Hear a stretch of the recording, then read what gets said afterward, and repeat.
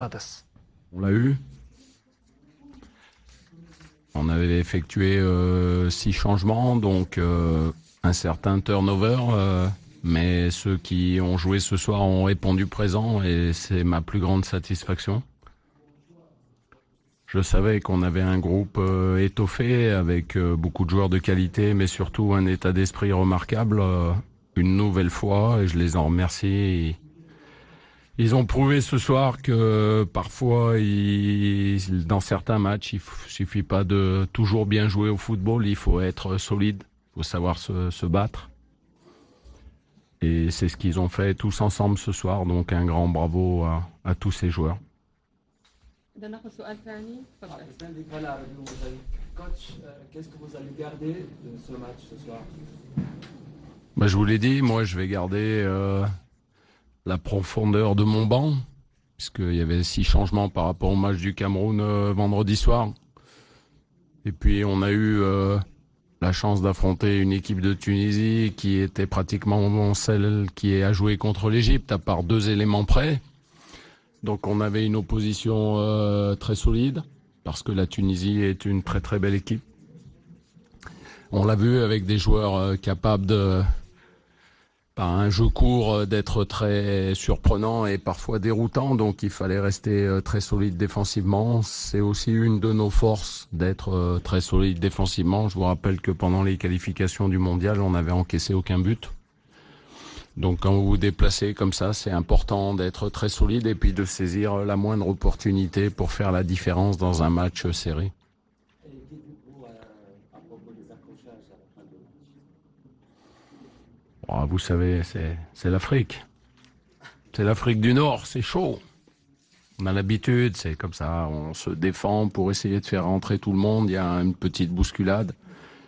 On voulait juste que tout le monde, que quelqu'un ne soit pas isolé, donc ça prête un peu à confusion. Voilà. Une fois que le match est terminé, le calme revient et ça fait partie du football. C'est parfois le football qui plus est dans un derby du Maghreb comme ça.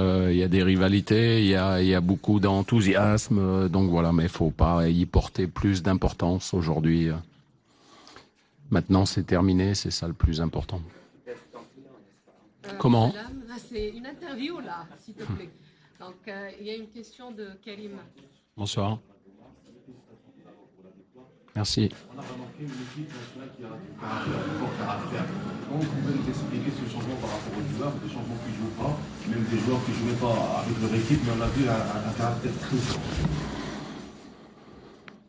C'est la première fois que je reçois les félicitations de Radio Mars. Je vous en remercie. Le caractère, on l'a depuis longtemps. C'est une marque de fabrique depuis bientôt 3 ans.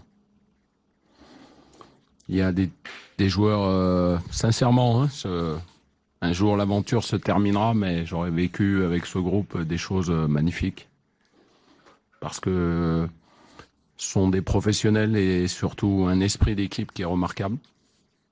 On l'a vu, même ce soir, outre ces différences footballistique, Sofiane Bouffal se sacrifiait quand on n'avait pas le ballon pour le collectif. Donc tout ça, c'est ce qui me réjouit le plus parce que quand un joueur avec son talent est capable de faire autant de différences et en plus s'inscrit dans le collectif, alors pour nous, c'est tout bénéfice. On a besoin de joueurs comme ça qui puissent faire la différence. Une question, mademoiselle. Bonsoir, c'est Radio Champion. On a eu comme information que peut-être vous n'avez pas l'envie de jouer contre une équipe africaine, tunisienne. Qu'est-ce que vous en pensez aujourd'hui, après le match, quand vous étiez en train de dire peut-être que vous êtes satisfait du rang de l'équipe? Il faut remettre les choses dans son contexte, c'est-à-dire que si vous les sortez du contexte, elles peuvent être interprétées. Je pense que ça fait très longtemps que je suis en Afrique, donc des matchs sur le continent africain, j'en ai fait beaucoup au niveau international. Il y avait simplement des demandes d'équipes sud-américaines, entre guillemets, et donc ma préférence allait à ces équipes.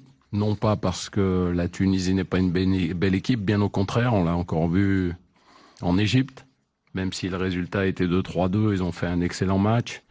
On l'a encore vu ce soir, c'est pas facile, c'est une équipe très très solide qui a fait un mondial honorable. Et je savais que l'opposition serait très difficile, mais c'était juste une question de priorité parce que quand on arrive dans une Coupe du Monde, on manque un peu d'expérience.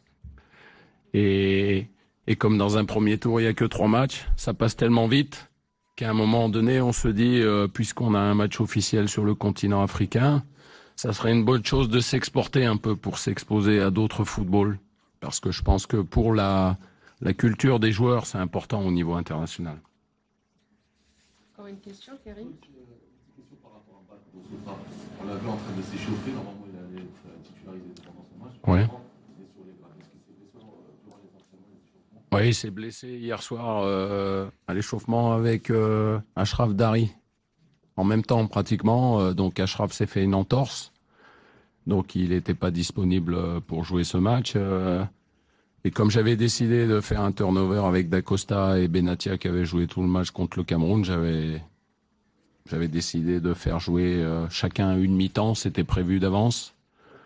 Voilà, ils ont répondu comme d'habitude présent et Romain Saïs a encore été une nouvelle fois exceptionnel comme toujours.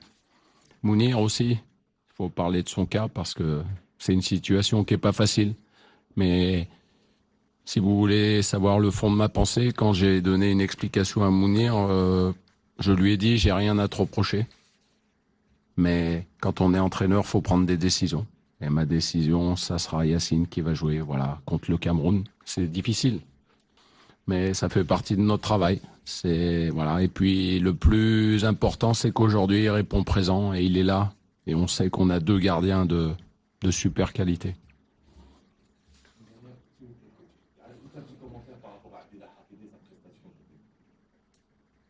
Bah c'était voulu qu'il joue entre les lignes. Voilà. Après, j'avais décidé et j'avais promis à Walid Azaro de faire 45 minutes, puisque je me suis engagé avec son coach qu'il ne fasse que 45 minutes parce qu'ils ont un match jeudi soir de Coupe arabe, un match où ils ont fait match nul au match aller. Donc le coach avait besoin de Walid et je me suis engagé à ce qu'il démarre pas le match. Donc avec Afili, pareil, c'était du 45-45, c'était prévu d'avance. D'accord. Ok, mes amis, coach. Juste avant la fin, je voudrais féliciter l'Espérance de Tunis pour son titre. Et puis une mention vraiment spéciale ce soir au numéro 12, Ben Mohamed, parce que j'ai vu un joueur avec des qualités exceptionnelles. Donc je lui souhaite le meilleur. Et c'est toujours plaisant de voir des joueurs comme ça sur le continent africain. C'est vraiment un joueur avec de grosses qualités. Merci. Merci. إذا كان هذا أكيد وكانت هذه ردود الفعل بعد نهاية المقابلة الصحفية لمدرب المنتخب التونسي وبعد ذلك مدرب المنتخب الوطني المغربي إيرفي رونار. نتحدثوا على يعني كل ما جاء في تصريح إيرفي رونار يعني بعد المقابلة مجموعة من النقاط تحدث عليها. بداية أنه راضي على الأداء في هذه المقابلة والتغييرات اللي قام بها بطبيعة الحال. تحدث على الأهمية ديال بنك بودابست